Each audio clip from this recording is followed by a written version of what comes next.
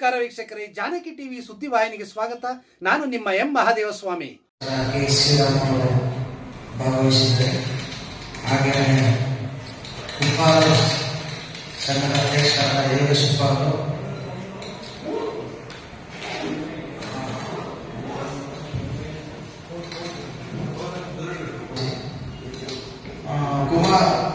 ಲೋಕೇಶ್ ಕುಮಾರ್ ಮಾದಾಪುರ ಅವರು ಭಾಗವಹಿಸಿದ್ದಾರೆ. ರಾಜೇಶ್ ಕಾಂಗ್ರೆಸ್ ವಕ್ತಾರ ಅವರು ಕೂಡ ಭಾಗವಹಿಸಿದ್ದಾರೆ. ದಲಿತ ಮುಖಂಡರು ಈ ಸಭೆಯಲ್ಲಿ ಶಿವರಾಮ್ ಅವರು ಮಾತನಾಡಿದರು. ಎಲ್ಲ ಮಾಧ್ಯಮದ ಮಿತ್ರರಿಗೆ ಸ್ವಾಗತಿಸ್ತಾ, ನನ್ನೊಟ್ಟಿಗೆ ಜಿಲ್ಲಾ ಉಪಾಸನದ ಅಧ್ಯಕ್ಷರಾದ ಯೋಗೇಶ್ ಉಪ್ಪಾಲ್ ಇದ್ದಾರೆ, ಜಿಲ್ಲಾ ಮಹಿಳಾ ಸಂಘದ ಅಧ್ಯಕ್ಷರಾದಂತ ಅಭಿನಂದನ್ ಇದ್ದಾರೆ, ಜಿಲ್ಲಾ ವಿಶ್ವಕರ್ಮ ಸಮಾಜದ ಅಧ್ಯಕ್ಷರಾದಂತಹ ಮಕಣಾಚಾರ್ಯ ಇದ್ದಾರೆ, ಹಿಂದುಳಿದ ವರ್ಗದ ಮುಖಂಡರಾದಂತ ಕೇಶವ ಅವರಿದ್ದಾರೆ, ದಲಿತ ಮುಖಂಡರು ಮತ್ತು ಕಾಂಗ್ರೆಸ್ನ ಜಿಲ್ಲಾ ವಕ್ತಾರರಾದ ರಾಜೇಶ್ ಅವರಿದ್ದಾರೆ, ಮತ್ತು ಲೋಕೇಶ್ ಕುಮಾರ್ ಮಾದಾಪುರ ಅಹಿಂದ ಮುಖಂಡರಾದಂತ ಲೋಕೇಶ್ ಕುಮಾರ್ ಮಾದಾಪುರ ಇದ್ದಾರೆ. ಇಲ್ಲಿ ಇವತ್ತು ಪತ್ರಿಕಾಗೋಷ್ಠಿಯ ಮುಖ್ಯ ಉದ್ದೇಶ, ಈ ಮೂಢ ಪ್ರಕರಣವನ್ನ ಕೆಲವು ರಾಜಕಾರಣಿಗಳು, ಕೆಲವು ವ್ಯಕ್ತಿಗಳು ಹೇಗ್ ಬೇಕಾಗಿ ಅನ್ಲೈಸ್ ಮಾಡುವಂತ, ಗೊಂದಲವನ್ನು ಸೃಷ್ಟಿ ಮಾಡುವಂತ ಈಗ ರಾಜಕಾರಣ ಆಗಿದೆ. ರಾಜಕಾರಣ ಮೂಢ ಪ್ರಕರಣ ರಾಜಕಾರಣಗೊಳಿಸುತ್ತಿದ್ದಾರೆ. ಕೇಸರೀಕರಣ ಆಗಿದೆ, ರಾಜಕಾರಣದ ಎಲ್ಲೋ ಆಗಿದೆ. ಆ ಕಾರಣಕ್ಕಾಗಿ ಅದ್ರ ಬಗ್ಗೆ ಒಂದಿಷ್ಟು, ಅದ್ರ ಜೊತೆಗೆ ಈ ಬರಿಗೌಡರು ಮೂಢ ಅಧ್ಯಕ್ಷ ಆದ್ಮೇಲೆ ಈ ಪ್ರಕರಣ ಆಚೆ ಹೋಗ್ಬೇಕು ಅಂತೇಳಿ ಬರಿಗೌಡರನ್ನ ಖಳನಾಯಕ ಸ್ಥಾನದಲ್ಲಿ ಸಂಬಳಿಸಿದ್ರು ಕೂಡ ಒಂದು ಕಡೆ. ಆ ಕಾರಣಕ್ಕಾಗಿ ನಾನು ಇವತ್ತೊಂದು 3 ನೋಟ್ನ ತಮಗೆ ಕೊಟ್ಟಿದ್ದೀನಿ. ಬರಿಗೌಡರು ಅಧ್ಯಕ್ಷ ಆದ್ಮೇಲೆ ಏನು ಒಂದು ನೋಟ್ಗಳನ್ನ ಹಾಕಿದ್ದಾರೆ. ಈ ನೋಟು 50-50 ಅನುಪಾತದಲ್ಲಿ ಏನು ಮೂಢ ಕಾಯ್ದೆಯನ್ನು ಮಾಡಿಕೊಟ್ಟಿದೆ, ಅದ್ರ ಮೇಲೆ ಹಂಚಿಕೆ ಆಗಿರುವಂತಹ ಸಂಬಂಧಪಟ್ಟಂಗೆ ಆ ನೋಟಲ್ಲಿ ತಮಗೆಲ್ಲ ಅರ್ಥ ಆಗ್ತದೆ. ಈ ನೋಟ್ ಹಾಕಿರುವಂಥದ್ದು, ಈ ನೋಟಲ್ಲಿ ಇರುವಂಥದ್ದು ಏನು ಅಂತೇಳಿ. ಇದೆಲ್ಲ ಪಬ್ಲಿಕ್ ಡಾಕ್ಯುಮೆಂಟ್ ಆಗಿ ತಮಗೆ ನಾನು ಇದನ್ನ ಕೊಟ್ಟಿದ್ದೀನಿ. ಇಲ್ಲಿ ಸಿದ್ದರಾಮಯ್ಯವರ ಧರ್ಮಪತ್ನಿಯವರಿಗೆ ಸಂಬಂಧಪಟ್ಟಂಗೆ ಯಾವುದೂ ಇಲ್ಲ. ಆ ಪ್ರಕರಣಕ್ಕೂ ಬರಿಗೌಡರು ನೋಟ್ ಕೊಟ್ಟ ಪ್ರಕರಣಕ್ಕೂ ಯಾವುದೇ ಸಂಬಂಧ ಇಲ್ಲ. ಬರಿಗೌಡರು ನೋಟ್ ಕೊಟ್ಟಿರೋದು ಏನು ಅಂತ ಅಂದ್ರೆ 2021 ಈಚೆವರೆಗೆ ಏನೇನು 50-50 ಅನುಪಾತದಲ್ಲಿ ಅಕ್ರಮಗಳಾಗಿದೆ ಅಂತ ಹೇಳಿ ದೂರು ಬಂದಿದೆ ನಮಗೆ. ಆ ಎಲ್ಲ ದಾಖಲೆಗಳನ್ನ ಸಭೆಗೆ ಮಂಡಿಸಿ ಅಂತ ಹೇಳಿದ್ದಾರೆ ಒಂದು ನೋಟಲ್ಲಿ. ಇನ್ನೊಂದು ನೋಟಲ್ಲಿ ಏನ್ ಮಾಡ್ತಾರೆ, ನಮ್ಮ ಶಾಸಕರು ಹರೀಶ್ ಗೌಡ್ರು ಅಂತ ಹೇಳಿ ಚಾಮರಾಜ ಕ್ಷೇತ್ರ ಶಾಸಕರು ಕೊಡ್ತಾರೆ, ಯಾವುದೋ ಸರ್ವೆ ನಂಬರ್ಗಳಲ್ಲಿ ಅಕ್ರಮ ಆಗಿದೆ, ಸೊ ಅದು ಸಂಬಂಧಪಟ್ಟಂಗೆ ಕ್ರಮ ತಗೊಂಡು ಅದನ್ನ ಸಭೆಗೆ ಮಂಡಿಸಿ ಅಂತ ಹೇಳ್ತಾರೆ. ಅದನ್ನು ಕೂಡ ಸಭೆಗೆ ಮಂಡಿಸಿ ಅಂತ ಹೇಳಿ ಅದನ್ನ ತಡೆ ಹಿಡಿದ್ದಾರೆ. ಇನ್ನೊಂದರಲ್ಲಿ ಸೆಟಲ್ಮೆಂಟ್ ಸೈಟ್ಗಳ ಸಂಬಂಧಪಟ್ಟಂಗೆ ಅಕ್ರಮ ಆಗ್ತಾ ಇದೆ ಅಂತ ದೂರು ಬಂದಿದೆ, ಅದಕ್ಕೆ ಸಂಬಂಧಪಟ್ಟಂಗೆ ನೀವು ಸಭೆಗೆ ಮಂಡಿಸಬೇಕು ಅಂತ ಹೇಳಿ ನೋಟ ಕೊಟ್ಟು.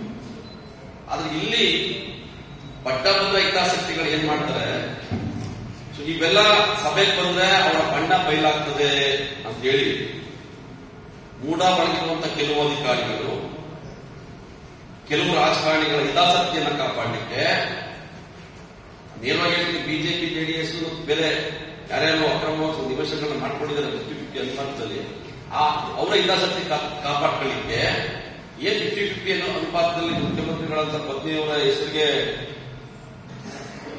ಅಲರ್ಟ್ ಆಗಿದ್ದಲ್ಲ, ಆ ಡಾಕ್ಯುಮೆಂಟ್ ಅನ್ನ ಆಚೆ ಮಾಡ್ತಾರೆ. ಕೆಲವ್ರನ್ನ ಬಳಸ್ಕೊಂಡು ಆ ಇಶ್ಯೂನ ಮುಂದೆ ತಂತಾರೆ. ಅದರ ಉದ್ದೇಶ ಏನು ಅಂತಂದ್ರೆ, ಈ ಅಕ್ರಮಗಳು ಆಚೆ ಬರಬಾರದು. ಮುಖ್ಯಮಂತ್ರಿ ಪತ್ನಿಯವರೇ ಆಚೆ ತಗೊಂಡ್ರೆ ಈ ಅಕ್ರಮಗಳನ್ನ ಮುಚ್ಚಾಕ್ಲಿಕ್ಕೆ ದಾರಿ ಆಗ್ತದೆ ಅಂತ. ಆದ್ರೆ ಮುಖ್ಯಮಂತ್ರಿ ಪತ್ನಿ ಕೊಟ್ಟಿರುವಂತಹ 50-50 ಅನುಪಾತದಲ್ಲಿ ಯಾವುದೇ ಅಕ್ರಮ ಆಗಿಲ್ಲ ಅಂತ ಹೇಳಿ ಈಗಾಗಲೇ ಬಹಳಷ್ಟು ಚರ್ಚೆ ಆಗಿದೆ. ಈಗ ಅದು ಸಂಬಂಧಪಟ್ಟಂಗೆ ಗವರ್ನರ್ ಪ್ರೆಸ್ಕ್ರಿಪ್ಷನ್ ಕೊಟ್ಟಿದ್ದಾರೆ. ಈಗ ಹೈಕೋರ್ಟ್ ಇದೆ, ಹೈಕೋರ್ಟ್ ಮತ್ತೆ ಅದಕ್ಕೆ ನ್ಯಾಯಾಂಗ ತನಿಖೆ ಕೂಡ ಆದೇಶ ಮಾಡಿದೆ ಸರ್ಕಾರ ಮಾನ್ಯ ಮುಖ್ಯಮಂತ್ರಿಗಳು. ಅದು ತನಿಖೆ ಆಗ್ತದೆ, ಅದು ಬಂದ ಮೇಲೆ ನೋಡೋಣ ಏನಾಗಿದೆ, ಅಕ್ರಮ ಆಗಿದೆಯಾ ಇಲ್ವಾ ಅಂತ. ಸೊ ಇದು ಒಳಗೆಯ ಉದ್ದೇಶ. ಅಂದ್ರೆ ಈಗ ಇಲ್ಲಿ ಏನ್ ಮಾಡ್ಬಿಟ್ರು, ಬರಿಗೌಡರನ್ನ ಖಳನಾಯಕ ಸಮಾಜ ಮುಂದೆ ತರಲಿಕ್ಕೆ ಹೊರಟಿದ್ದಾರೆ. ಇದರಲ್ಲಿ ಏನ್ ತಪ್ಪಿದೆ, ಬರಿಗೌಡರು ಹಾಕಿರೋ ನೋಟಲ್ಲಿ ಏನ್ ತಪ್ಪಿದೆ? ಅಕ್ರಮಗಳ ಆಗಿದೆ ಅಂತ ನಮ್ಗೆ ದೂರು ಬಂದಿದೆ. ಅದಕ್ಕೆ ಸಂಬಂಧಪಟ್ಟ ಎಲ್ಲಾ ಕಡತಗಳನ್ನ ಸಂಬಂಧಪಟ್ಟ ಸೈಟ್ಗಳಿಗೆ ಏನ್ ಮಾಡಿಸಿದ್ರೆ ಎಲ್ಲ ಕಡತಗಳನ್ನ ಮಂಡಿಸಿ ಅಂತೇಳಿ ಸಭೆಗೆ ಹೇಳಿದ್ದಾರೆ. ಸೊ ಸಭೆಗೆ ಮಂಡಿಸಿದ್ರೆ ಚರ್ಚೆ ಆಗ್ತಿತ್ತು ಯಾವ ಅಕ್ರಮ ಆಗಿದೆ ಯಾವ ಸಕ್ರಮ ಆಗಿದೆ ಅಂತ ಹೇಳಿ. ಇಲ್ಲಿ ಹೇಗಾಗಿದೆ ಅಂತ ಅಂದ್ರೆ 50-50 ಅನುಪಾತದಲ್ಲಿ ಕೂಡ ಕೈ ಚಳಕ ಏನ್ ಮಾಡಿದ್ದಾರೆ ಅಂತ ಹೇಳಿ ಹಂಗೆ ಭ್ರಷ್ಟಾಚಾರ ಮಾಡಿದ್ದಾರೆ ಅಂತಂದ್ರೆ ಯಾರು ಉಮೇದು ನಿಲ್ಲೋದಿಲ್ಲ. ಎಲ್ಲ ಕೆಲವು ಪತ್ರಿಕೆಗಳ ಡಾಕ್ಯುಮೆಂಟ್ ಎಲ್ಲ ಬರ್ತಾ ಇದೆ, ನೀವು ಸ್ಟೋರಿ ಮಾಡ್ತಾ ಇದ್ದೀರಿ. ಈಗ ನಮ್ಮ ಯೋಗೇಶ್ ಹೆಸರಲ್ಲಿ ಸೈಟ್ ಆಕ್ಯುಪೈ ಮಾಡ್ಕೊಂಡಿರ್ತಾರೆ ಕೂಡ. ಯೋಗೇಶ್ 2 ಎಕರೆ ಜಾಗ ಇರುತ್ತೆ, ಆ ಲ್ಯಾಂಡ್ ನ ಕೂಡ ಆಕ್ಯುಪೈ ಮಾಡ್ಕೊಳ್ಳುತ್ತೆ. ಅದಕ್ಕಾಗಿ ಬದಲಿ ನಿವೇಶನ ಕೊಡಬೇಕಾಗ್ತದೆ ಅಕ್ವೈರ್ ಮಾಡ್ಕೊಂಡಾಗ. ಯಾವ 2080 2090 ಮಾಡ್ಕೊಂಡಿರ್ತಾರೆ. ಯೋಗೇಶ್ ಪರಿಹಾರ ಕೊಟ್ಬಿಟ್ಟಿರ್ತಾರೆ ಕೂಡ ಆಗಿನ ರೇಟಲ್ಲಿ. ಈಗ ಬಂದು ಕಮಿಷನರ್ಗಳು ಏನ್ ಮಾಡಿದ್ದಾರೆ ಅಧಿಕಾರಿಗಳು, ಯೋಗೇಶ್ ಹೆಸರಲ್ಲಿ ಒಬ್ಬನ ಯಾರೋ ಕ್ರಿಯೇಟ್ ಮಾಡ್ತಾರೆ, ಜಿಪೇ ಹೋಲ್ಡರ್ ಅಂತನೋ ಇನ್ನೊಂದು ಕ್ರಿಯೇಟ್ ಮಾಡ್ತಾರೆ. ಆ ವ್ಯಕ್ತಿ ಹೆಸರಿಗೆ ಬದಲಿ ನಿವೇಶನಗಳನ್ನ ಕೊಡ್ತಾರೆ. ಯೋಗೇಶ್ ಸೈಟ್ ಕೊಟ್ಟಿದ್ದೀನಿ ಬದಲಿ ನಿವೇಶನ ಅಂತ. ಯೋಗೇಶ್ ಗೊತ್ತೇ ಇಲ್ಲ ಸೈಟ್ ಕೊಟ್ಟಿರೋದು. ಯೋಗೇಶ್ ಸೈಟ್ ತಗೊಂಡಿರಲ್ಲ. ಯೋಗೇಶ್ ಜಾಗಕ್ಕೆ ನಾನು ಅಂದ್ರೆ ಬೇರೊಬ್ಬ ಬೇನಾಮಿ ವ್ಯಕ್ತಿ ಆ ಬದಲಿ ನಿವೇಶನ ತಗೊಂಡಿದ್ದಾರೆ. ಇದು ದಾಖಲೆ ಇದೆ. ಈ ರೀತಿ ಅಕ್ರಮಗಳಾಗಿದೆ, ಅದನ್ನ ಕಡತ ಮಾಡಿಸಿ ಅಂತ ಕೇಳಿರುವಂತದ್ದು ಅಧ್ಯಕ್ಷ. ಯಾವ ರೈಟ್ಸ್ ಅಧ್ಯಕ್ಷರಿಗೆ ಅಧಿಕಾರ ಇದೆ. ಅದನ್ನ ನೀವು ಕೇಳಿದ್ರೆ ಹೊರಗೋಡ್ನೆ ಸಿದ್ದರಾಮಯ್ಯ ಪ್ರಕರಣ ಆಚೆದ ಕಾರಣ ಅಂತೇಳಿ ಮಾತಾಡೋದಿಲ್ಲ. ಅದನ್ನ ಆ ರೀತಿ ತಗೊಂಡೋಗೋದಿಲ್ಲ. ಇದು ನಿಜಕ್ಕೂ ಅಕ್ಷಮ್ಯ. ಒಬ್ಬ ಸಂವಿಧಾನಬದ್ಧ ಅಧಿಕಾರವನ್ನು ಕೂಡ ಅಧ್ಯಕ್ಷ ಕೊಟ್ಟಿದೆ ಸರ್ಕಾರ, ಕಾಯ್ದೆ. ಆ ಅಧಿಕಾರವನ್ನು ಚಲಾಯಿಸಿದ್ದಾರೆ ಅಷ್ಟೇ. ನೋಡಿ 2021ರಿಂದ ಇವತ್ತವರೆಗೆ ಬದಲಿ ನಿವೇಶನಗಳನ್ನ ಸಭೆಗಳಿಗೆ ತಂದಿಲ್ಲ. ಬಹಳಷ್ಟು ಪ್ರಕರಣಗಳು ಸಭೆಗೆ ಮಾಡಿಸಿಲ್ಲ, ಸಭೆಗಳನ್ನೇ ಮಾಡಿಲ್ಲ. ಹಿಂದಿನ ಆಯುಕ್ತ ನಾನು 2020 ನಾನು ಕೂಡ ಬಹಳ ದೊಡ್ಡ ಮಟ್ಟದಲ್ಲಿ ಪ್ರೊಟೆಸ್ಟ್ ಮಾಡಿದ್ದೆ. ಅಕ್ರಮಗಳಾಗಿದೆ ಸಿಬಿಐ ಕೊಡಿ ಅಂತ ಬರ್ತೇನೆ. ಟಿ.ವಿ. ನಟೇಶ್ ಆಗ ಕಮಿಷನರ್ ಇದ್ದಂಥವ್ರು, ಡಾಕ್ಟರ್ ನಮ್ಮ ವಿಜಯೇಂದ್ರ ಬಿಜೆಪಿ ರಾಜ್ಯಾಧ್ಯಕ್ಷರು, ಅವರ ಪಟ್ಟ ಶಿಷ್ಯ, ಅವರೇ ಮಾಡಿರೋದಿಲ್ಲ ಅಕ್ರಮಗಳೆಲ್ಲ. ಅದ್ರ ಜೊತೆ ಈಗ ಬಂದಿದ್ದ ದಿನೇಶ್ ಕುಮಾರ್, ಆತಂಕ ಪಾತ್ರ ಇದೆ. ನಾನ್ ಸರ್ಕಾರಕ್ಕೆ ಒತ್ತಾಯ ಮಾಡೋದು ಏನು ಅಂತಂದ್ರೆ ಬಹಳ ಪ್ರಮುಖವಾಗಿ ನಿನ್ನೆ ಒಂದು ಪ್ರೆಸ್ ಮೀಟ್ ಮಾಡಿದ್ದಾರೆ. ಯಾರೋ ನಮ್ಮ ಮಾವಿನಹಳ್ಳಿ ಸಿದ್ದೇಗೌಡರು ಬಗ್ಗೆ ಮಾತಾಡೋದಕ್ಕೆ ಬಹಳ ದೊಡ್ಡ ಕಥೆಗಳೇ ಇದೆ. ನಾನು ಹೇಳೋದು ಏನು ಅಂತಂದ್ರೆ ಸಿದ್ದರಾಮಯ್ಯವ್ರಿಗೆ ಮರಿಗೌಡರು ಒಂದು ರಾಮನ ಬಂಡ ಇದ್ದಂಗೆ.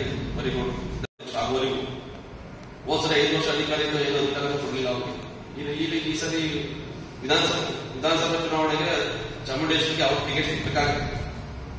ಆದ್ರೆ ಅದನ್ನು ತಪ್ಪಿಸಿ ಮಾನವಳ್ಳಿ ಸಿದ್ದೇಗೌಡರು ಸಿದ್ದರಾಮಯ್ಯ ಆ ಕೃತಜ್ಞತೆ ಇದ್ದಿದ್ರೆ ಮಾನವಳ್ಳಿ ಸಿದ್ದೇಗೌಡರಿಗೆ ಸಿದ್ದರಾಮಯ್ಯ ಪರವಾಗಿ ಇವತ್ತೆಲ್ಲ ಬಂದು ನಿಂತ್ಕೋಬೇಕಾಗುತ್ತೆ. ಬಹಳ ದಿವಸನೇ ಹಿಂದೆನೇ ಸಿದ್ದರಾಮಯ್ಯ ಬೆನ್ನು ನಿಲ್ಬೇಕಾಯ್ತು. ಇವತ್ತು ಶಾಸಕರಾಗ್ತಿದ್ರು. ಮಾನವಳ್ಳಿ ಸಿದ್ದೇಗೌಡರು ಪ್ರಾಮಾಣಿಕ ಚುನಾವಣೆಯನ್ನು ಮಾಡಿದ್ರೆ ಶಾಸಕರಾಗ್ತಿದ್ರು. ಬಿಡಿಗೌಡರೆಲ್ಲ ಶಾಸಕರಾಗ್ತಿದ್ರು, ಮಾನವಳ್ಳಿ ಸಿದ್ದೇಗೌಡರು ಶಾಸಕರಾಗ್ತಿದ್ರು. ಆದ್ರೆ ಅವರ ವಿಶ್ವಾಸ ದ್ರೋಹಿತನ, ವಿಶ್ವಾಸ ಘಾತುಕತನ